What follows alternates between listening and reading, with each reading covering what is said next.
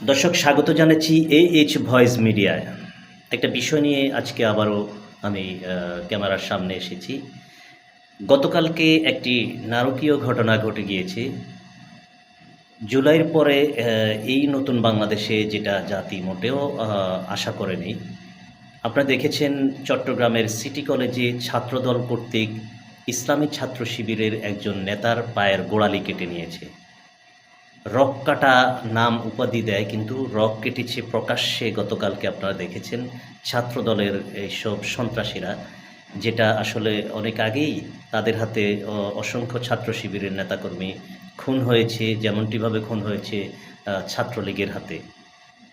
ছাত্র শিবির বিগত দিন থেকে আসলে যেভাবে ছাত্রদের মাঝে কাজ করে যাচ্ছে, শিক্ষা প্রতিষ্ঠানে কাজ করে যাচ্ছে, আদর্শভিত্তিক দাওয়াতি কাজ করে যাচ্ছে, তাদেরকে আসলে বিভিন্নভাবে ট্যাগ লাগিয়ে হাসিনা যেভাবে মানে কলঙ্কিত করে রাখতে চেয়েছিল, কিন্তু ছাত্ররা সেটা জুলাইয়ের মাধ্যমে প্রতিহত করেছে।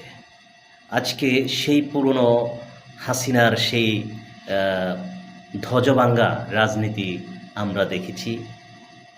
এখানে একটা ইঞ্জিনিয়ার সরকার বসেছে বাংলাদেশে।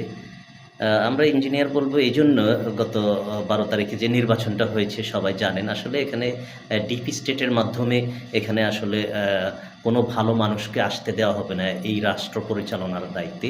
এখানে আসলে ইঞ্জিনিয়ারিংয়ের মাধ্যমে অথবা ডিপ স্টেটের মাধ্যমে আমলারা এদেশে আসলে তাদের মনোনীত সরকার তারা গঠন করবে এবং লুটপাট করে খাবে। এটা স্বাধীনতার ৫০ বা ৫৫ বছর পরেও তারা দেখিয়েছে। এটা স্বাভাবিক। কখনো আওয়ামী লীগ, কখনো বিএনপি, কখনো বিএনপি, কখনো আওয়ামী লীগ।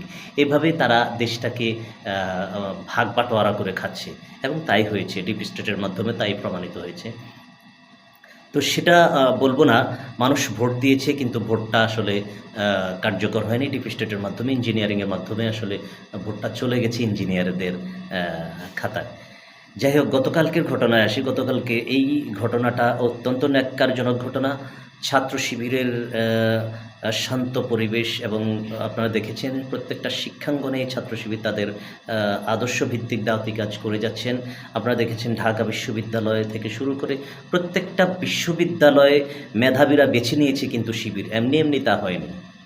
এমনি এমনি হয়নি। এখানে ছাত্র শিবিরের মাঝে আদু ভাই বলতে আপনারা কাউকে পাবেন না। তাদের সেমিস্টার শেষ হয়ে গেলে অথবা তাদের পড়ালেখা শেষ হয়ে গেলে তারা আনুষ্ঠানিকভাবে বিদায় নিয়ে যাচ্ছেন এবং তারা কর্মস্থলে চলে যায়। আর আবার নতুন ছাত্র রাজনীতিতে নতুনদের